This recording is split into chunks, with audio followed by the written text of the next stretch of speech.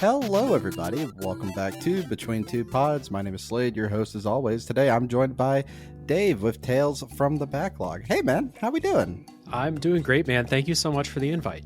Absolutely. I'm happy to have you on. Would you like to tell everybody about your show and where they can find you? Yeah, sure. So my show is, other than interviewing other podcasters and content creators, not unlike this show. I do episodes.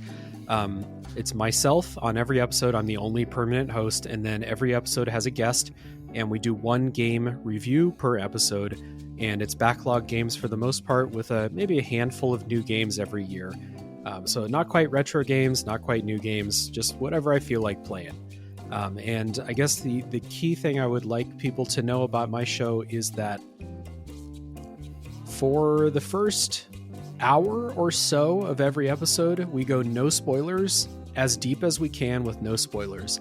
And that is a hard rule I do on the show because I want people to be able to listen to a podcast episode about a game they think they might want to play someday and not be spoiled. So that's Tales from the Backlog. Very cool. And where all can they find you online in your show? Well, wherever you're listening to this, unless it's on some super secret Game Club podcast website or something, you can find Tales from the Backlog, but you can also find me on Twitter at TFTBLpod. I post new episodes there. Instagram at Tales from the Backlog. Just wherever you listen to podcasts, I'm there.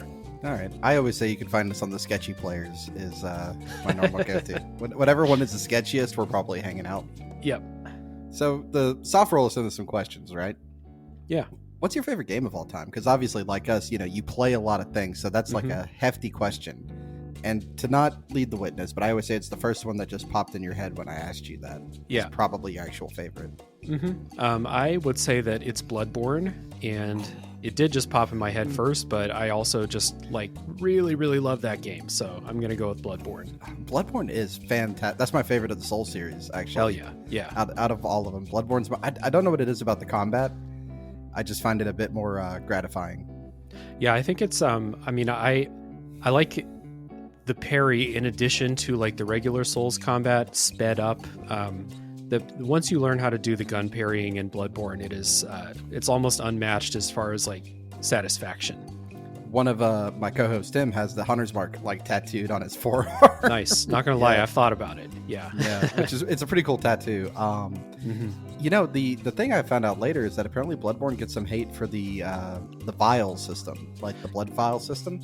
Yeah, I say it's my favorite game. It doesn't mean it's perfect and that I agree with every design decision that they made. And grinding for blood vials is kind of sucks. So not perfect. I always heard that complaint, and then when I played it much later afterwards, I always found that it was like the end of the game when I was finally having to go back and grind for blood vials because I had so many because I was grinding for blood echoes anyway. Yeah, I remember I was fighting the final boss of the DLC, the hardest boss in the game, and I ran out of blood vials like twice, and I was streaming it, and I was like, yeah, I'm sorry everybody, but like I have to go spend 20 minutes grinding for blood vials. I know no one wants to watch that, but I got to. Yeah, you just gotta run the starting area over and over again. That's what I did. That's what I used to do. I used to throw on a podcast and just go run Central Yarnum and grind up blood vials. Yeah, I did that for our review, because I knew how hard it was going to be anyway. I just ran Central Yarnum for probably my first 2 hours of the playthrough to have a good stock. Oh yeah, that's a good strategy too. Yeah, when I was streaming it, I went and killed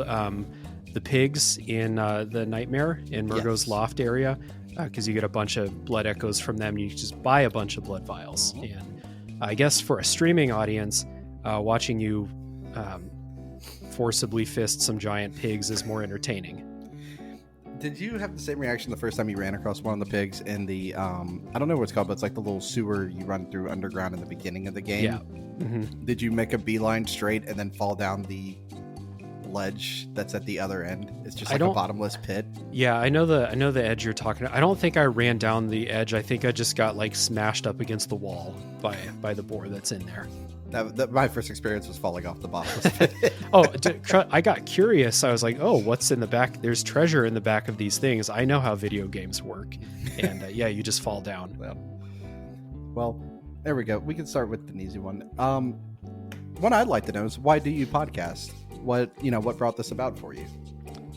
So I have another podcast. I don't advertise it as much because, I mean, 2 podcasts is too many, in my opinion.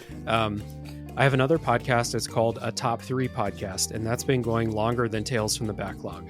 So that was the start, and it was, it's going to be a tale as old as time. During the pandemic, me and 3 of my high school friends decided, like, we've been doing top 3 lists together for a long time. Why don't, and like Anchor was getting popular for making podcasts. So we were like, oh, now there's this like really easy way to do a podcast. Let's just do it. Okay. So that's how it started. And then I came to enjoy the process of editing and everything except social media that's involved with doing a podcast. I came to really enjoy. And then along the way, I started to think like, I would really like to do one about video games because I'm playing video games all the time. And so, yeah, Tales from the Backlog. So is that basically it? It's just you working through the backlog list? And then... Yeah. For the most part. I mean, it's mostly the stuff that I want to play makes it onto the show. But it is mostly stuff from the backlog. I've never been one of the people that's like bouncing from new release to new release to new release. Right. Yeah. Right. So, I mean, I kind of do our podcast that way. It's stuff that I wanted to play and never got around to. And I'm like, oh, if I put it in the podcast list, I'll get around to this. Exactly. Yeah. Absolutely. In your backlog, is there a game that you've wanted to cover, you just haven't gotten around to it yet? Dude, there's so many. Jesus Christ. I have an Excel spreadsheet with all the schedule, the recording schedule, the stuff that's coming up, the people I want to ask on to be guests, everything, and it's just too much. And there's a part of that that's also like I want to do this for the podcast list. So on there is, and they're all really long games too. It's like the 5-hour games. I just do those. They don't stay on the spreadsheet. So right. It's like, I want to replay Morrowind and talk about it on the podcast. I want to replay The Witcher 3 and do it on the podcast. Pathologic, I guess, is a shorter one that I would like to do. And then there's like 3 Final Fantasy games. There's 2 Persona games. It's a lot. Yeah, this is just adding and adding and adding for time. Yeah. And trying to balance that. Yeah, and my show's weekly, so I do 1 game per week. And I take one episode off per month to do like a discussion episode.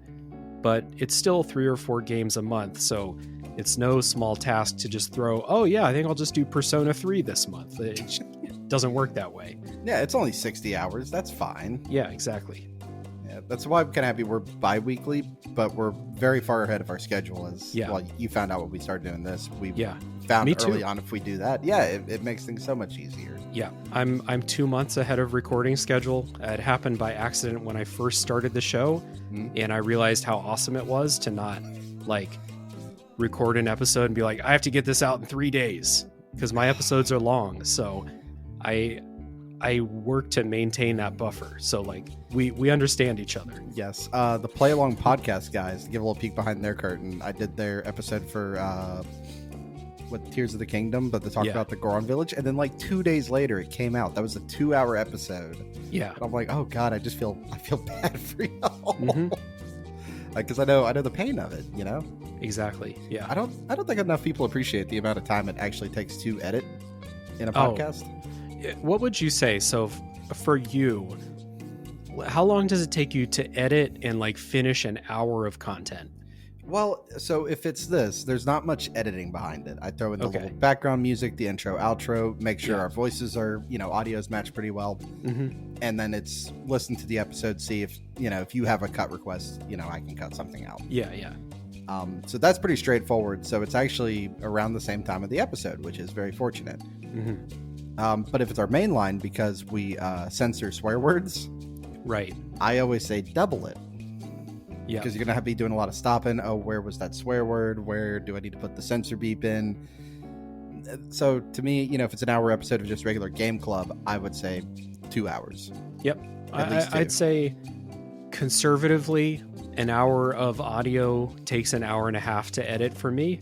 And that includes adding in music breaks, leveling, reducing background noise, all of that stuff. That's the easy stuff. But I listen through all of every episode to make sure that like there's not huge long pauses or big, I don't take out every but if there's a huge one and then like 10 seconds of pause, I'm going to cut that out.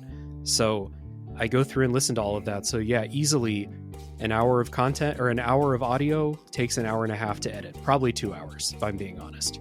Yeah, and I wish people did realize that it's not as fast, turnaround. But this is, thankfully. But yeah, again, when you have a guest, you might do this as well. Like, I'll send you a link and you can listen to it. You can give me feedback if there's something you don't like. And then that adds into your time.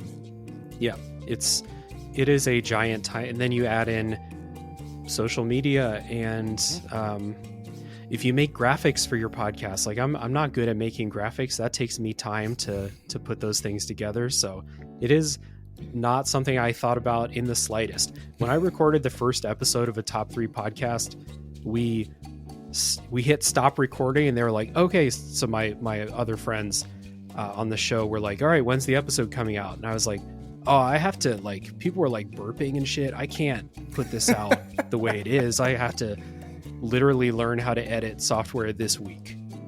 So it's underappreciated for sure. Absolutely. So let's move a bit forward in here. If your podcast, because you do have the top 3, but you also have this, but if your podcast, let's say Tales From The Backlog, was something completely unrelated to the current media, what would you have it about?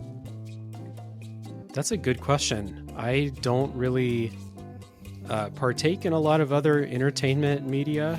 I don't watch a lot of movies. I don't watch a lot of TV. So like, it might be books. Honestly, books are probably my second favorite.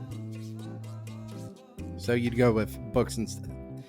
I mean, we could consider ourselves a book club of it, but that's because, we have 3 hosts and, we get together to chat. I think yours, though, you could say it's almost like that, couldn't you?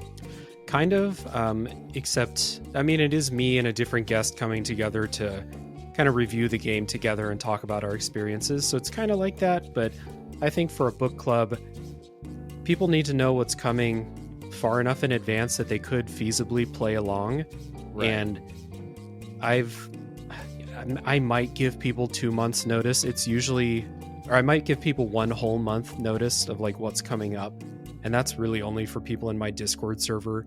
I post the schedule publicly like 2 days before the first episode comes out, usually. Okay. So if I say like, in 2 weeks, I'm covering The Witcher 2 or something, like who's going to play The Witcher 2 in 2 weeks? Not many people. No one. So yeah. So the game club thing, like, kind of works in theory if you're really tuned into what I'm doing, but not as much as you or play along for sure. Yeah, we talk about it openly. We never publish our schedule just because it is subject to change. Right. Like later this year, we're doing Red Dead Redemption 2.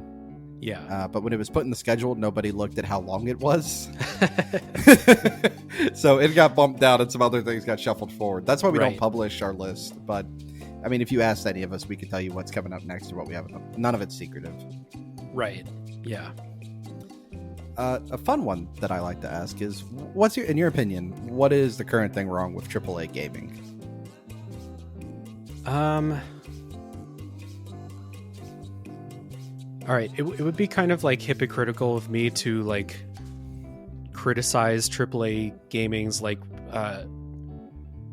focus on hyper realistic graphics without first saying that like some of the new games do look incredible, and I love the way that Final Fantasy 16 looks. I think it looks fantastic, and I've seen like Horizon Forbidden West and God of War Ragnarok. They look incredible, but AAA gaming focuses too much on that, and I think that we don't see enough like stylized art direction in AAA. It's why everyone lost their shit with Hi-Fi Rush earlier this year, because it's a AAA game that doesn't look like a AAA game. Right. Until I found out who made it, I was like, what's this indie game they're dropping? So as much as I like the way these games look, it definitely plays into how long these games take to make and the human suffering that some of these games take to make, you know? So I would say that is something that I think is like kind of unnecessary. Right. No, I'd say you're correct though. There is far too much focus on the graphics. I've used this as an example before, but you know, when Oblivion came out, yeah, it was praised for having like human realistic graphics. Look how amazing it is. You know, and you laugh now. Remember. Yeah, you laugh now because it. No, I was there. Horrible. I know what you mean. Yeah. It looks horrible, but something like Borderlands still looks good because of the artistic direction. We recently replayed through BioShock 1, and it still looks good. Dude, I was just gonna say BioShock still looks good. Dishonored still looks good. It's those stylized things and not trying to make the most realistic models possible. Yeah, I think stuff like that will hold up a lot longer, even under good scrutiny. Same with the pixel art. I mean, oh yeah, the original Mario games still look pretty good. Oh, I mean, I don't think I've played a Super Nintendo game recently and thought this looks like trash. Like I just can't think of any. Like every time I play one, I'm like, oh yeah, all of these old pixel art RPGs that I play, they still look great. Yeah, it's hard to believe that even now after all this time. I think the simplicity or their limitations in the art direction they could have at the time. Yeah, they it's not like they didn't want to do more, but they couldn't. So it stops them in their tracks before the scope starts expanding too much. Right, right. I think that's right though, and I've heard a lot of people say right now it's the over focus on hyper realistic graphics. So you're not alone in that club. Right. Yeah. I would just love to see like just more art direction, more style in there, which is why like of the games that are coming out that have realistic graphics, like I think Deathloop looked really nice.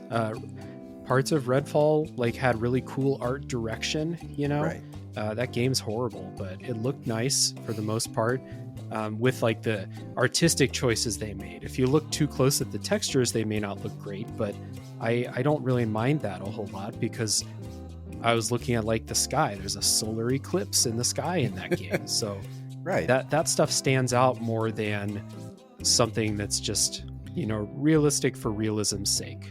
It's like, do you remember Forever when Pixar made a big deal about, we can do the hair on someone's arm? It's like, well, no one's going to notice that, Right. Cool that you can, but is it important? Yeah. Every Yakuza game has looked the same for the last 10 years. Like, that they still look great. I don't need more realism, Right. Absolutely. While we're on the subject, though, to you, what makes the perfect video game? Oh, man. I think the best thing that a video game can do, the best two things that they can do are to pique my curiosity, especially with exploring. It's why I love From Software so much. Mm-hmm. They're my favorite developer, and it's not because I love challenging boss fights. It's because I love their levels. I love exploring.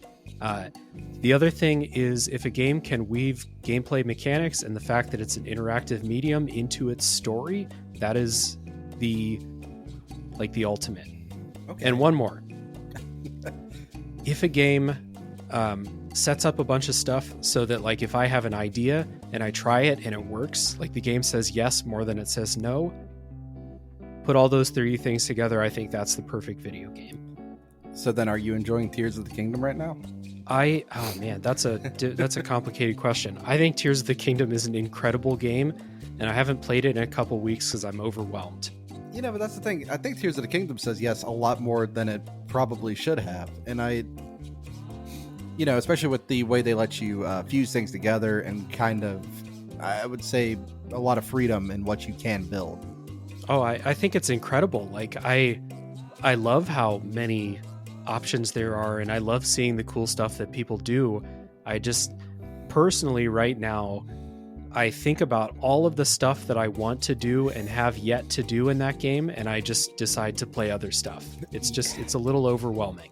I've been playing it for a while and just taking my time, but I'm at the point I'm going to Hyrule Castle and I've gotten all the main stuff and I'm just overwhelmed. I'm like, I also don't want it to be over.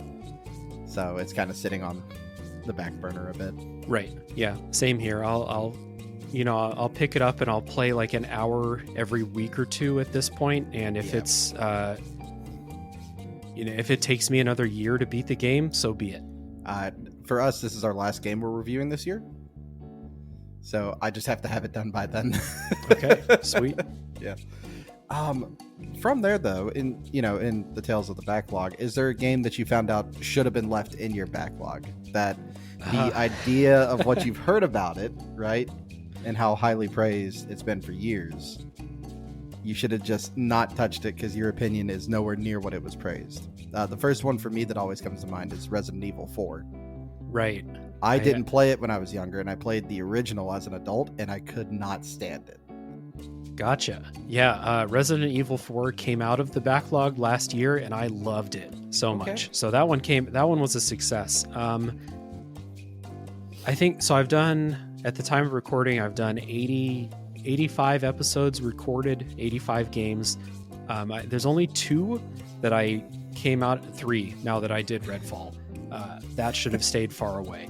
Other than that, though, there's only 2 that I thought like, this sucks. I hate this.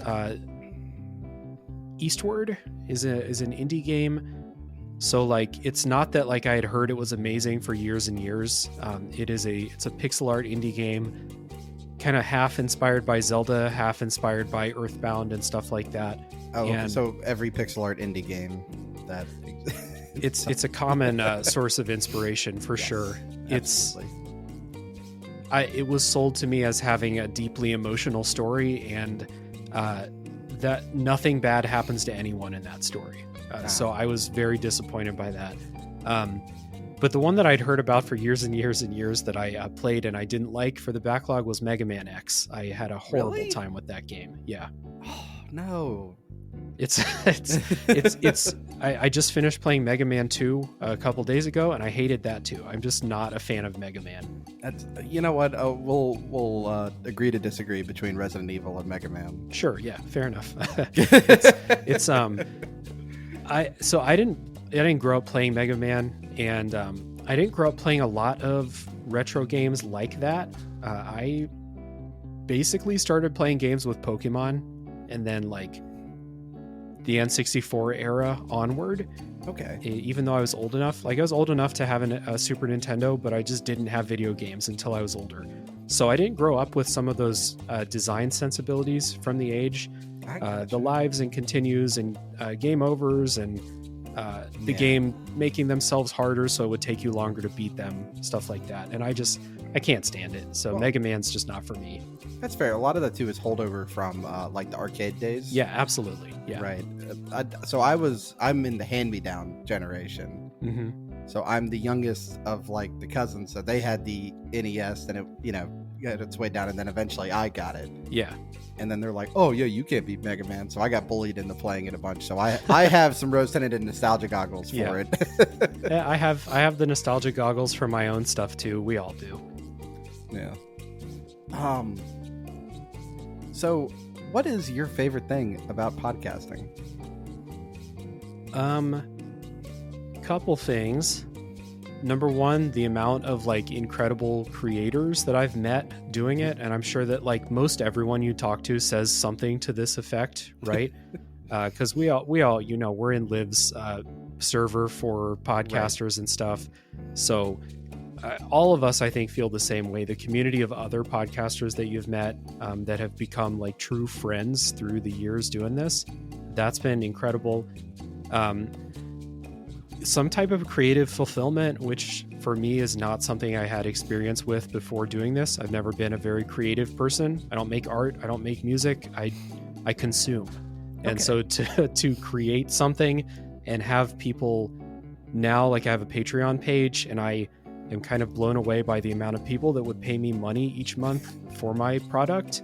That's cool too. I'm not going to lie. Right. Well, I mean, everybody's got their own answer to this. And while we're on this little bit of gushing and everything, do you have a favorite indie podcast that you'd like to shout out? Holy shit, man. Too many. Let's see. I want to shout out Pixel Project Radio. Me and Rick have worked together many times, and I love listening to his show. I want to shout out Retro Hangover, who I have kind of started working with a little bit more recently, and I love their show. But like, honestly, I could like look, I have my Discord window open. I can just look down all the Discord servers and be like, I love them. I love The Good, the Bad, and the Backlog, and I love List Off, and I love the Unlockables, and I love 1 Hour, 1 Decision, and just keep going all the way down these lists. It's honestly too many. No, it's fair enough. That's fair enough. Yeah. From there, we don't have too many more questions for you, mind you. There is one on here I forgot to tell you, and it only has one acceptable answer. I just want you to be aware of that. Sure. To you, we may have touched on this a bit, but what do you think the biggest challenge is in podcasting for you? Time. Yeah. Yeah, time to play these games, time to record, time to edit. It's gotten to the point now where I've had to combine some of my hobbies. So like I edit my podcast while I'm watching sports because it's easy to do both at the same time. And I don't have time for both if I don't do it that way. So there's that.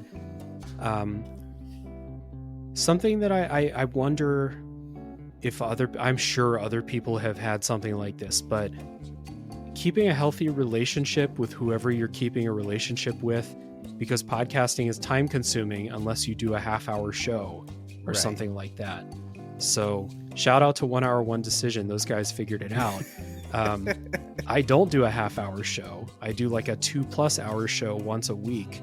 So it's a big time commitment. And I'm also someone who loves to say yes to invitations to do stuff.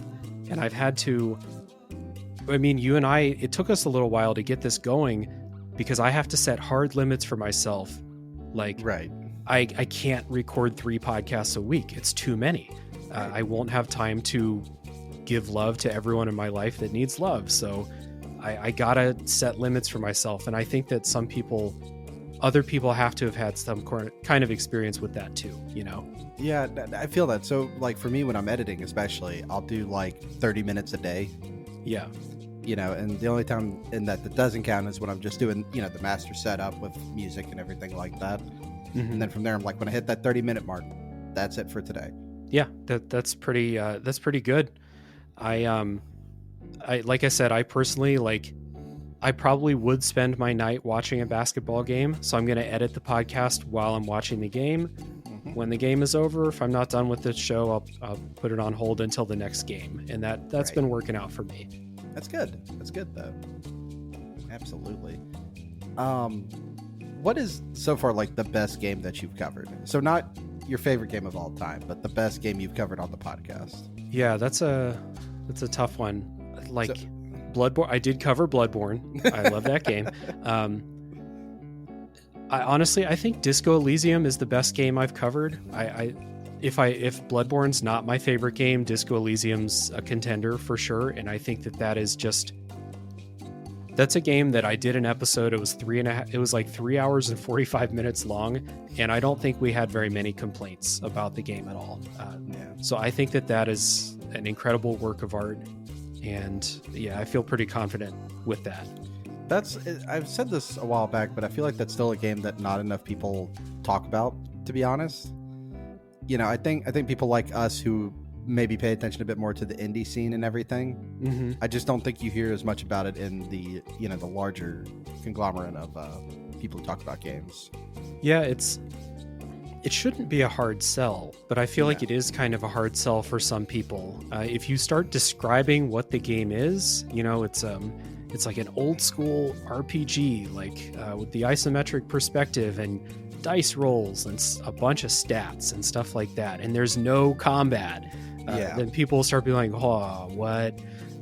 But when you start to talk about all of the positives, I do think that more people should give it a shot, right? Because it does some really amazing, creative things with RPG mechanics that we all think we know everything about, Right. Well, we just talked about Papers, Please. Which have you made that through the backlog yet? Not on the show, but I did play it. Yeah. Okay. So it and the guy Lucas Pope who made it has also made Return of the Obra Dinn. Yes. Both of them are about paperwork.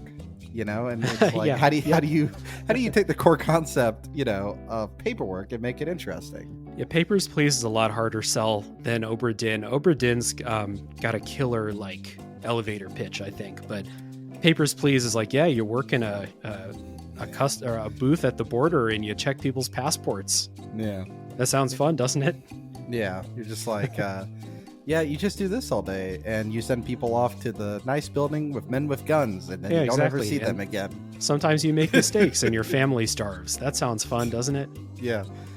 Yeah, it's just, I think those games are hard sell, and I think Disco Elysium goes in that, like, where they're tremendous, but you gotta, like, maybe push the average gamer into it. You know, you gotta give them a little nudge forward. Yeah, I mean, I could say that, like, if you value writing in video games at all, then you have to play Disco Elysium. It has some of the best writing I've ever experienced. If you enjoy memorable characters, Disco Elysium has some of the best characters I've ever come across in not just games, in media. So I've always said, you know, like, the most important thing in a game is, like, the primary gameplay loop. And then the second thing is the story. Third is art direction. That doesn't mean graphics. That's just, you know, the actual direction and how it's going to look. Yeah. But if we were to show off an episode of your podcast, what episode would you want us to use?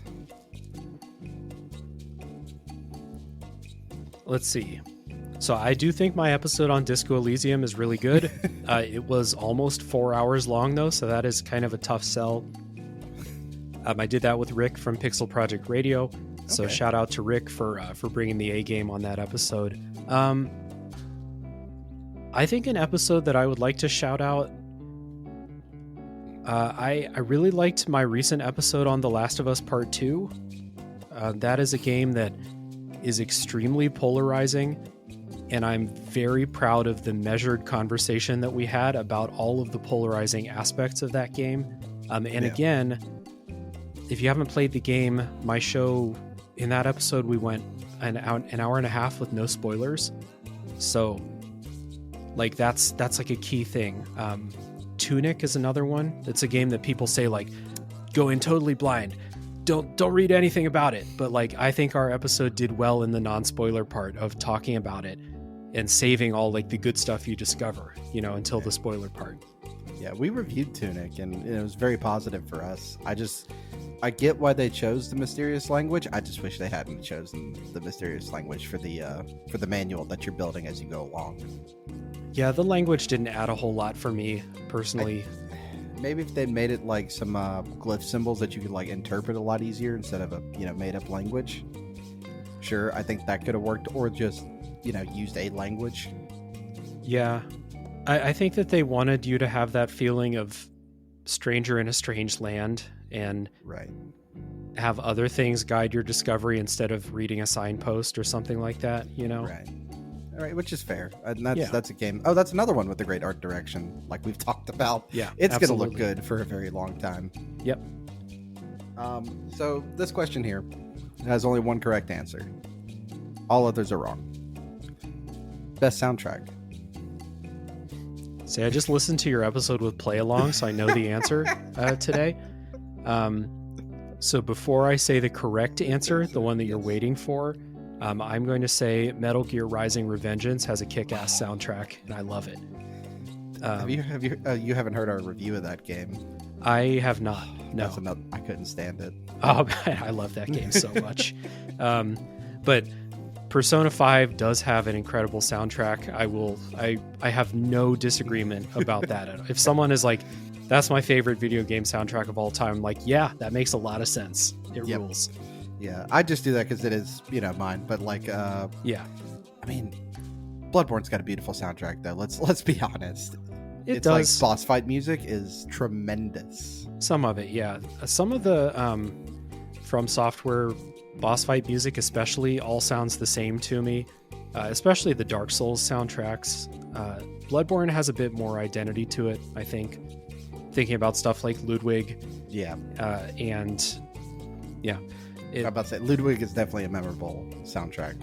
Yeah. For why you're going through it. Well, it's one of the only ones that has like a really driving, memorable melody to it instead of just, you know, choirs chanting in the background. That's fair. Yeah, that's fair. Another one I think of for the Souls game is Dancer of the Boreal Valley. Yeah.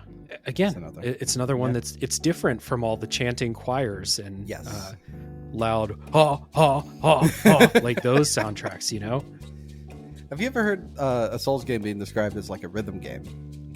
I have heard people describe Sekiro as a rhythm game. Yeah. I disagree, but I get where people are coming from. The other ones, not really. Not really? I haven't heard it. You ready for your last question? Sure. This is it. You get to take 3 games with you to a deserted island. Now, a little qualification on this. For like your online multiplayer, I'm going to use GTA as an example. Mm-hmm. So you'll get all the updates and you have access to the online world, but you're playing it by yourself. So no one will join you. If you want to do a heist, it'll be NPCs populating it. Okay. So you can have access to stuff like that, but you are by yourself. Okay. Then I think I would take Rocket League. Okay. I love that game. I think it's really great. Yeah. Turn the bots up as high as difficulty as you can, and just let me play against. I think that game's incredible, and the chance to get better at it. Because like the reason I stopped playing Rocket League, even though I think it's an incredible game, is I'm not going to spend the time it takes to get good at Rocket League. So yeah, give me Rocket League. Let's see. Maybe that would be a good time to get into Red Dead Online. Okay. Because I love the world of Red Dead 2, but I'm not going to play online because I hate online gamers. So they are not great. Yeah. It's not online gamers. I don't like playing online because I don't like like the people who dedicate their lives to it. I don't want to come across them because I don't dedicate my life to it. And then let's see. Maybe give me Dark Souls. Yeah, give me Dark Souls 1. Okay. And allow me... Can I use mods? You can. All right, yeah, give me Dark Souls 1 with all the randomizer and mods like that. Yeah. All righty. That is one I still haven't beaten, Dark Souls 1. Each time I go back to a Souls game, I like chip away a little further. Uh-huh. And then I get to like the mad rage quit point. I uninstall it and then a few months later, I'm like, you know what? I should go back and try that again. And then I get a little bit further, or I'll get to the point where I was mad, and I'm like, why was I so upset? This is easy.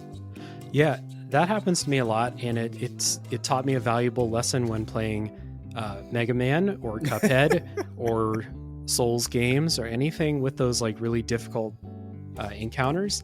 Is when I start to hear myself say out loud, "This is bullshit. Fuck this." Like if I hear myself saying that out loud. Put it down, come back tomorrow. Yep. And you'll usually whatever it was that was giving you trouble. Final boss of Cuphead, beat it tomorrow. Yep. Yeah. Just go take a breath, go take a walk real quick. Mm-hmm. You'll be okay later. Yeah. You're that anger state when you're playing a game like that is like the least productive state. You're not going to accomplish anything. This isn't in the questionnaire since we're out, but what is the hardest that you've rage quit before? Let's I rage quit The Witcher 2 so hard that I returned the game the same day that I bought it. Back in the day, I bought it from GameStop in it was like 2012 or something like that. I took it home. I raged so hard at the tutorial. I couldn't beat the tutorial, and I got so mad that I took it right back to GameStop. It was at my house for like less than an hour. So I think that counts. That's oh man.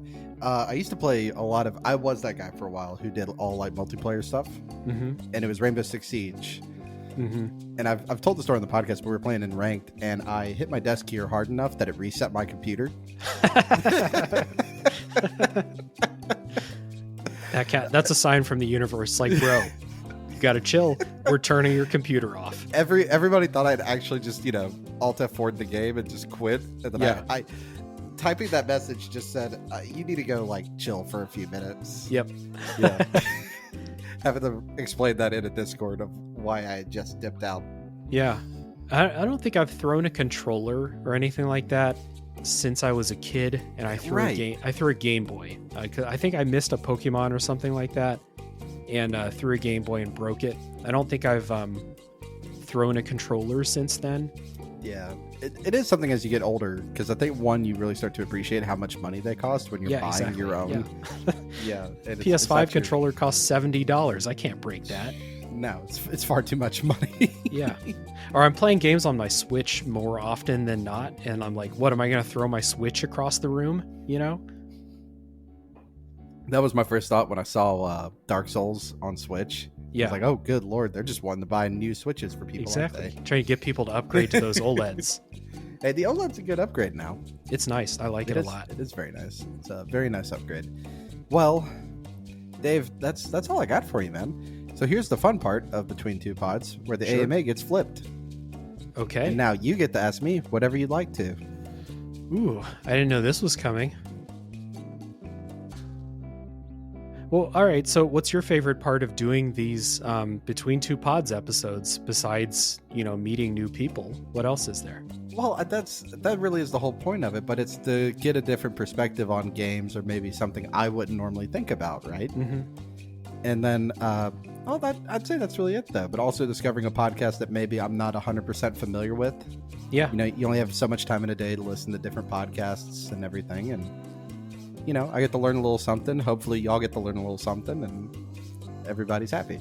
Yeah, for sure. I mean, I would say that it's a great series for exactly that, because you and we chat in Discord from time to time, and I've listened to your podcast a few times, but we don't know each other, not at all. So it's good to sit down and chat like this, for sure. Like Rick from Pixel Project, he's one of the guests I have lined up. I haven't gotten a date down with him yet, but it's not a podcast I'm that familiar with at the moment. I'll go binge a bunch of episodes to get a little more familiarity with them, but and that, and keeping the questions slightly vague or a little topical helps a lot too. Yeah. I've had a few challenging ones of these, like doing Fuck My Work Life, who they do nothing with video games. Oh, right. Yeah. So all they do is people complaining about work. So I had to come up with like a whole series just for them. Sure. But it worked out great, and it was a ton of fun. Yeah.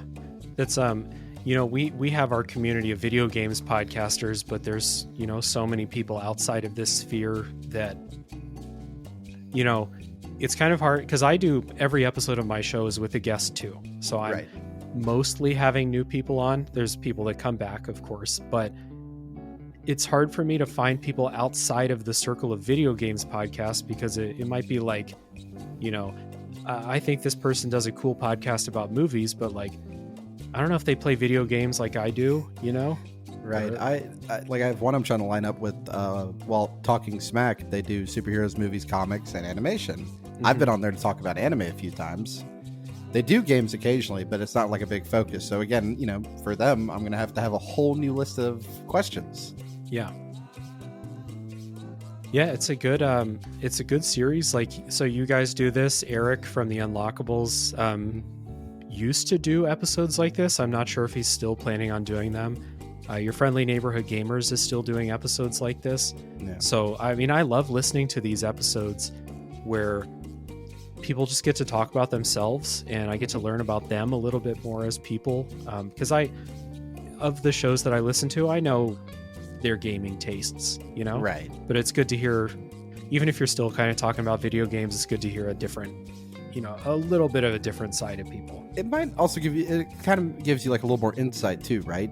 As to how their gaming taste is formed, if you think about it. Yeah. They get a little more time where they're not focused on one specific topic, and they get to talk a little more broadly. Yeah, exactly. On my show, I'm focused on one game every episode. And so today I get to bounce around and talk about a bunch of stuff. Absolutely. I'd also say I don't have to make you play anything. Which is a nice selling point too. Yeah, exactly. Yeah. That's kind of the deal with people on my show. Yeah.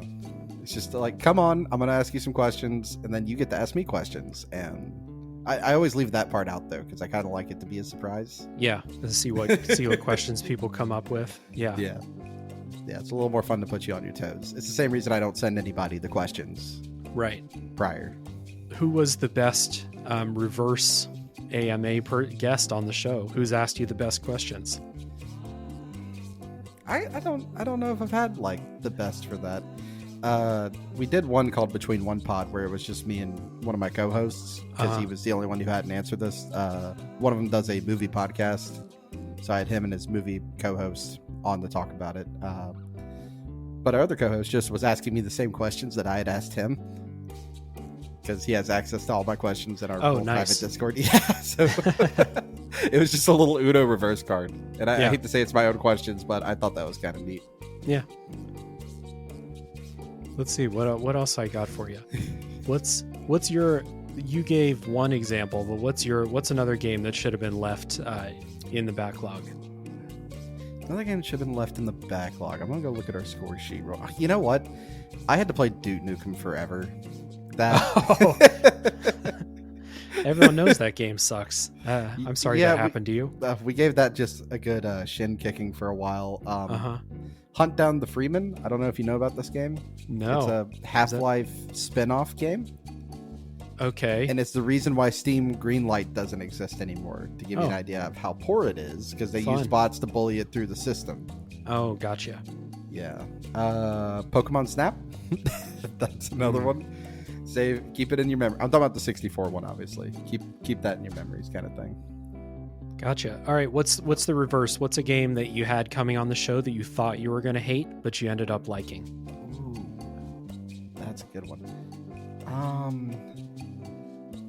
Because RE4 was mine. I was sure I was going to hate that game, and I loved it.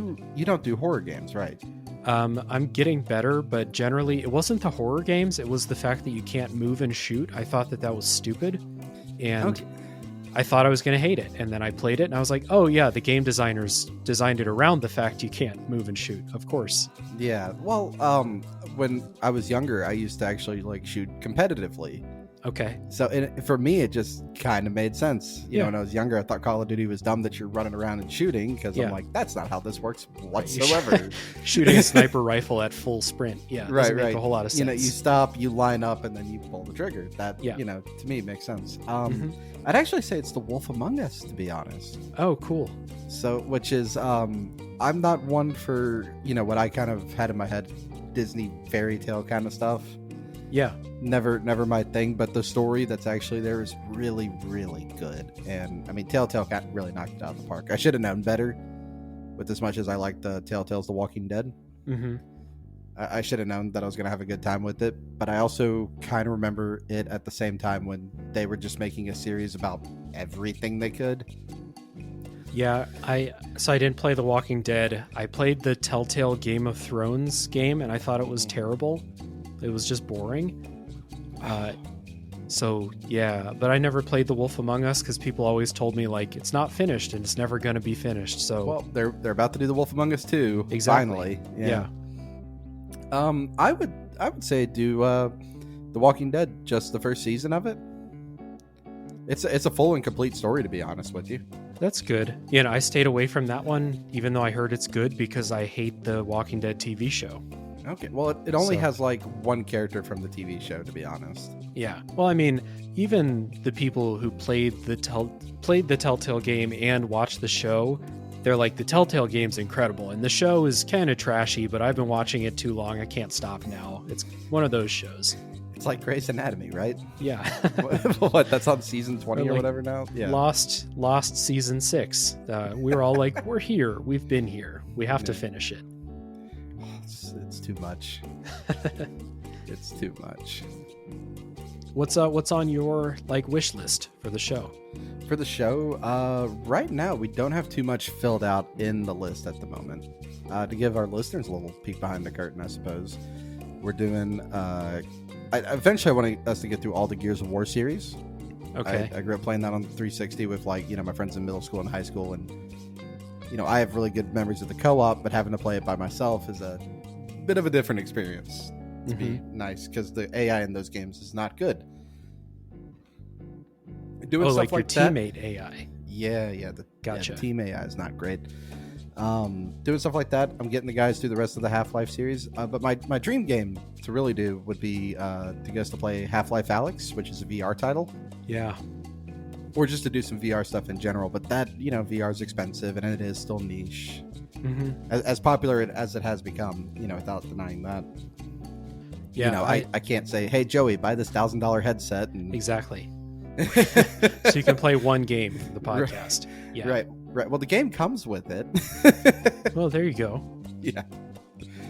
Yeah, that was when I got my Valve Index. It was during COVID because I worked all the way through that.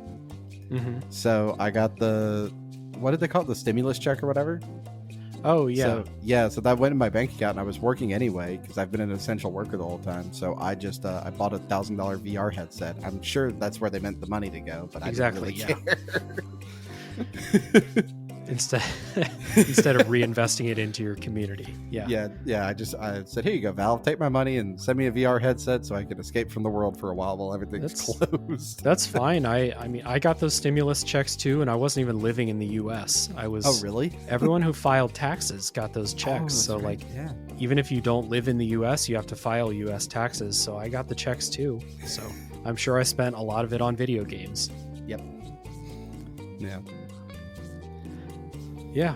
Okay, so let me ask you this then. Since you do this too, same as me, you are playing games sometimes with the idea that you're going to be critiquing them, analyzing them on the podcast. Right. Does it affect you in the moment when you're playing the game? Not really. I just kind of have like a little notebook, and when I get done with my play session, I jot things down. I used to be really meticulous about my notes, but now if something isn't on my mind when I'm done playing for the evening or for the afternoon, it doesn't really go in the notebook. Because if I don't remember it, it can't be that important. I used to like every little thing, stop and write notes, because I was trying to be a little more professional. I've gotten a bit more relaxed about it now. That's good. I don't know if that's the best answer to your question, though, to be honest. Yeah, I mean, your answer is your answer, so... That's true. For me personally, I'm the same way. I take notes after I'm done playing. Mm-hmm. I don't like to pause and take notes. It's kind of like you said, if there's a plot detail that I can't remember 30 minutes later, I don't need to talk about it on the podcast. No, it's not worth it. There's that. But I will say that doing the podcast has changed the way that I think when I play games. So even if I'm not doing a game for the podcast, I will still think about it in that way a little bit more than I used to, Okay. You may notice things because you've been either consciously or subconsciously training yourself to think differently about the medium. Right. Yeah. That's a really good point. Because, I haven't written even the first note for Tears of the Kingdom, to be honest with you. That one I've thankfully been able to separate. Although I have, fond memories of it. That one's going to be a hard one for me later. I also try to not have personal bias. You know? But I think everybody does, though, at some point. Because there are just some things you don't like in games. Yeah, like I was talking about with Mega Man X. It is a personal bias against a game that was made in an era for the era. You know what I mean? Yeah. So the fact that I don't like that's my personal thing, and I can't remove that. I can't pretend I can say, yes, of course, academically, I understand why they put game overs in these old games to make you redo levels and it pad out the runtime. Makes sense to me. I understand it. Doesn't mean I like it. And right. I think on my show, at least, and any good show that I listen to, you're not coming at it from a 100% academic perspective. This is also, there's a personal side to this too. And if you don't have that, then I don't really want to listen to your show or watch your YouTube channel or something like that, Right. I get that. There's some cases I do want that. There's one YouTube series I watch where they go into developer logs. But I think at that point you're getting something from the creative half of it, that's something a little different. Not the reviewer, but I feel like even then, I don't know. Man, That's actually a really good question. That might be the best question I've been asked. Okay. There you go, Dave. I'll change my answer for that one. You got Yeah. So the reason I asked that is because there are, like, people ask that of creators, right? You know, YouTubers or podcasters or whatever. People like to ask that question, and it feels like a gotcha question a little bit. It feels like people are trying to trap me into saying, yes, it affects my experience, but how could it not affect my experience? Right. Even in, you know, I was playing Bleak Sword DX, which just got released. I was playing it on my Switch. It's not going to be on Tales from the Backlog, but I can't say that, like, the experience that I've gained reviewing 85 games on the podcast didn't factor into my experience playing that game too. I just think about it differently now. So do you think at some point you're going to have to teach yourself how to turn off critic mode and just turn on relaxed mode? I'm teaching myself to do that right now when I play Final Fantasy 16, because if I'm in critic mode, I'm going to turn that game off, and I have to force myself to just be like, dude, just sit back and enjoy these cutscenes, and then think about that shit later. So do you have like a comfort game then? So for me, like, the game I can always turn on and just breeze through is Half-Life 2. Yeah. So like I can turn that on. I think that may be what turns my brain off of critic mode. Because that game's like an 8-hour campaign, and I think I have around 60, 70 hours in it. Because, you know, when I'm a little frustrated with something or just bored and don't know what to play, it's why it's always installed on my computer. I can just, you know, relax and zip through it. Yeah. By the way, I played Half-Life 2 for the first time last year for the podcast, and I loved it. Yes. That game holds up. Even first time playing it, it was 2022, but assume it's the same this year. That game rules. I was happy to see that. For me, comfort games, there's a couple types. From Software games are definitely like that. They're difficult, but like there's a cool thing about those games because the spaces are so memorable, and it can be such a struggle sometimes that, like, after you beat one, you're kind of a master. There are no surprises in From Software games anymore. You know where the enemies are. You know where the shortcuts are. You know where the items are. So it can become a comfort game in that way because you know exactly what to expect. The other comfort games I have are, I love Picross, like puzzle games. Yeah. If I'm really in a depressive funk, I will lay in my bed and play Picross and listen to podcasts for hours, and it just zones me out, and I love it for that. And Pokemon too. I can pick up a Pokemon game. Same thing as From Software in that way. I know exactly what a Pokemon game is. I'm never going to be surprised by playing a Pokemon game. And that's a bad thing if you want innovation in the series, but it's a good thing if you're Dave and you're not feeling so great. You can play Pokemon. Right. It's something that, I've done the same with like old Call of Duties, you know? Yeah. Just sit down, brain off, run through a campaign. Yeah.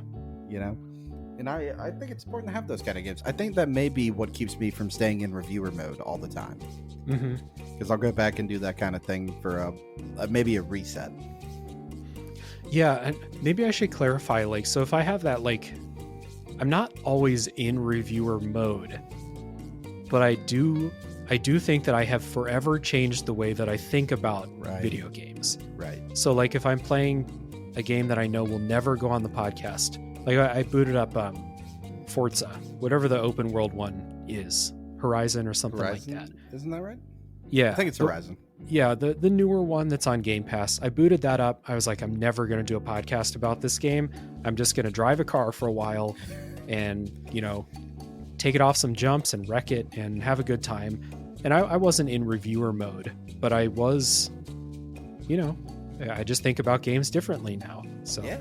No, I get that. I feel like you just kind of opened up a new avenue for me thinking now. Yeah. So I feel like I haven't noticed that though as well, but I have been doing it. Sure. I mean, so maybe the reviewer's becoming second nature?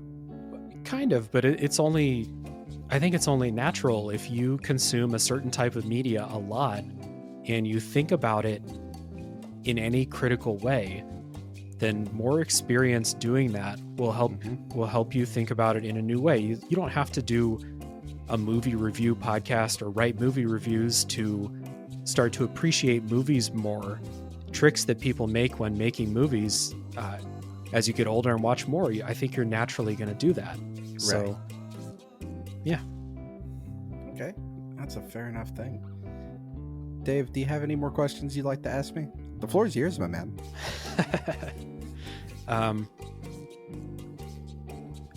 What's an episode that you're most proud of your show? Which game? So it's or not which, an episode. Which interview? It's not an episode, actually. It's a trilogy. Okay. So we surprised Joey and bought him a copy of Breath of the Wild. Okay. And we did a Zelda trilogy.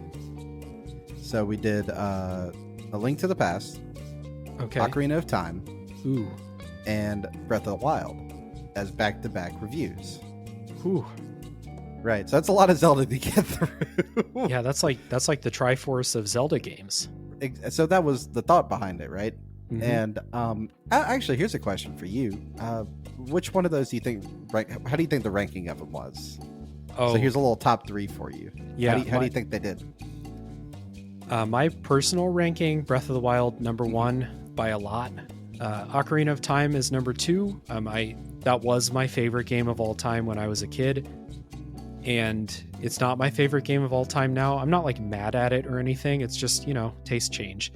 Right. And I've never been a huge fan of A Link to the Past, so that's #3. It's so not. Oh, go ahead. Before people get mad, I don't think that's a terrible game or something. I've tried it like 3 times, and I always get burned out halfway through it. Okay. So for us, it went Breath of the Wild, because it's Breath of the Wild, let's be honest. Link to the Past, mm-hmm. and then Ocarina of Time. And Ocarina of Time actually ranked out the worst for us, to be honest. Yeah, I mean, I'm not shocked. It's not aged well in a lot of ways. Yeah. Like, there's a big difference. So Breath of the Wild, 9.5 out of 10. Link to the Past, 8.8 out of 10. Ocarina of Time, 6.7 out of 10. But I think, do you ever find yourself struggling with that, though, with older games when you're trying to review it? Because you do have this, and I guess with Mega Man, you can say you do. Yeah. Your modern sensibility of how games should be and should be played. Yeah, absolutely. Do you ever try? It's like because I know the N64 is not really a great generation, if we're honest about things. And, I tried to subtract that a bit from when we were playing it to review it. But things like Z targeting will just drive you up the wall. And I get that they want to play with, the fact that they can do 3D and everything now. Mm-hmm. But it just didn't really work out that great. Yeah. Like, I could get it's impressive for the time, but maybe, trying to separate a bit of modern hindsight with at the time. Yeah, if you imagine a spectrum of, like, living in the context of the time when a game was released, mm-hmm. all the way up until playing a game with modern sensibilities, I'm much more on the modern sensibilities side of that. I can appreciate the context in, like I said, like an academic sense, right. But that context does not make me enjoy those things at all. Right. So I can play Zelda 2 for the NES, and I can look at those things and be like, it's kind of cool that they had an RPG system, and like I kind of get why the game is so difficult, but I hate playing that game. Yep. And if I'm going to give my personal opinion, then like that's my opinion. I'm a person in the year 2023. Like I'm not time traveling here. So yeah, it does affect me when I go back and play older games. Same as like Final Fantasy VII's another example. Yes. Where I can look at that and be like, look at them trying with 3D. Look at the attempt that they made. But also, that game looks awful. There were so many times. So I played it for the first time as an adult. I didn't have it as a kid. Yeah, me too. And there were so many times I didn't understand. There were things that I could walk on that I just thought were the background and the isometric. It didn't click for the longest time. So when I figured that out, I suddenly found myself like trying to walk on everything. Mm-hmm. Yeah, it's stuff like that where There are people who I think are able to put themselves in that older context really easily and appreciate things for the time. And I can only do that in like a kind of detached sort of way. Like I can't, it doesn't make me enjoy something more. Fair enough. Would you ever go back in time then and redo your first episode on this? Ooh, on Tales from the Backlog? Yeah, would you ever redo your first episode? If I did, it would only be to use the microphone that I have now, and not the off-brand cheap-ass microphone I was using at the time. But the content of that episode, I'm happy with. I'm proud of that. I wish I could say that. I am not. We were very, very nice, and it was very awkward in like the first episode. And maybe we'll do that for like our 2-year anniversary. Yeah, so with Tales from the Backlog, though, I had already been doing podcasts. I had already been... It's a top 3 podcast, my first one. So like I'd already been doing my opinions on a podcast. Right. And that first episode is with 2 of my friends from high school, 2 people that I know super well. So the conversation flowed really well. We're talking about Rocket League, which again, it's an awesome game. It's not hard to do a podcast talking about how great Rocket League is. Right. So, and no spoiler section in that episode. To this day, maybe the only game that doesn't have a spoiler section was episode 1. There you go. Our first episode was on Dead Cells. Okay. Which was a game until I had to install it because I was invited to do this. Never heard of. How did you feel? I was way too generous to it, to be honest. Okay. Yeah, I feel like we should go back and do that. I might pitch it to the boys, see what they say. I like that game, but I don't like it nearly as much as a lot of people seem to. Yeah. There's you either love roguelikes or you hate them. I don't think there's they have a good middle ground for people. I kind of disagree. I think I'm pretty much in the middle, but with Dead Cells, I will say the overwhelming thought that I had when I was playing that game was I wish this was just a Castlevania game that felt like this to play. Yeah. The only other thing, I was also hoping that when you got to the next section, that should have been your checkpoint for your next run, in my opinion. Not all the way at the very beginning. As long as the levels were and as complicated as they are, it would make more sense to at the the next section. Yeah, I've got a thing with roguelikes where unless it's a very special one, after I complete one run, even if it's not like the end, I am done. My brain says you're done with this game forever. And that happened with Dead Cells. It happened with Hades. I beat that game once. You have to beat it 11 times or something like that. Yeah. One time, and my brain was like, you're never playing this game again. And I never did.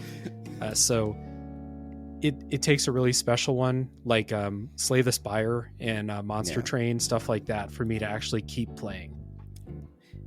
It's not a roguelike, but Nier Automata, my brain was like that as well. I got that first set of credits, and I'm like, all right, seen enough. That's just the credit syndrome. It's not you. The game is different after that. Yeah, that's what I was told in the review, and I was like, oh, really? It is? I quit playing at the first credits. I thought I was done. Yeah, after the credits, the game puts up a message, because I think there were enough people that thought the way you did, that after the credits, they put up a message to say, hey, the game's not over yet. Please. Yeah. Yeah.